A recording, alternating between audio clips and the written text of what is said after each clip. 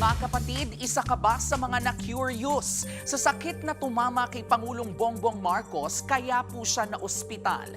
Pag-usapan po natin ang diverticulitis.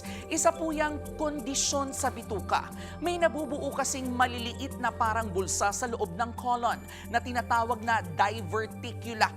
Kapag ang mga bulsa na ito ay namaga o na-impeksyon, doon po nagsisimula ang diverticulitis. Pero ito po hindi lahat ng may diverticula ay may diverticulitis. Kapag may bulsa pero walang impeksyon, ang tawag po doon ay diverticulosis. Ano, nakakasabay pa ba kayo mga kapatid? I-recap po natin. Diverticula o yung bulsa sa colon.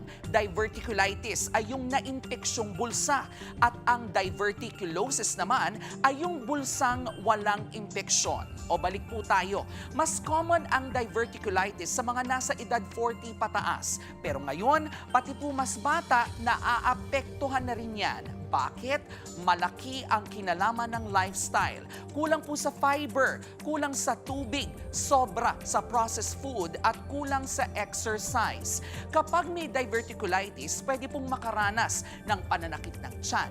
Kadalasan sa bandang kaliwa. Pwede ring may lagnat, bloated ang pakiramdam, nasusuka at may pagbabago sa pagdumi.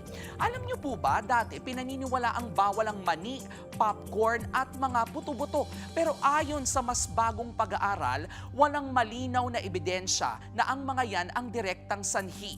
Mas mahalaga pa rin ang overall diet at healthy lifestyle. At kung usapang prevention, simple pero powerful ang mga hakbang.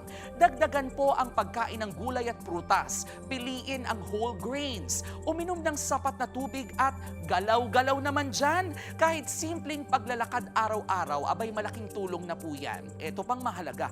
Kapag usapang kalusugan, huwag pong manghula o mag-assume. Dapat legit ang impormasyon. Dahil ang kalusugan, gaya po ng K-Alaman, ay K-Yamanan. K? Okay. Mga kapatid, Jervy Wrightson po. Eto na nga. Para sa latest showbiz news at iba pang K-Alaman, mag-follow at mag-subscribe na sa social media pages ng News 5.